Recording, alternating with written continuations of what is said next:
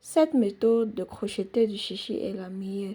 Si c'est ta première fois d'arriver sur ma vidéo, n'oublie pas de liker, commenter et surtout de t'abonner pour ne rater aucune de mes vidéos.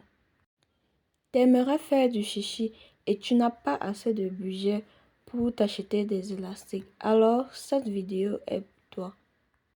Laisse-moi un commentaire si tu n'as pas compris sur certains points. Un petit pouce de like et d'abonnement me ferait plaisir. Merci de regarder la vidéo jusqu'à la fin. Bisous. Thank you for watching the video till the end. See you on my next video. Bye.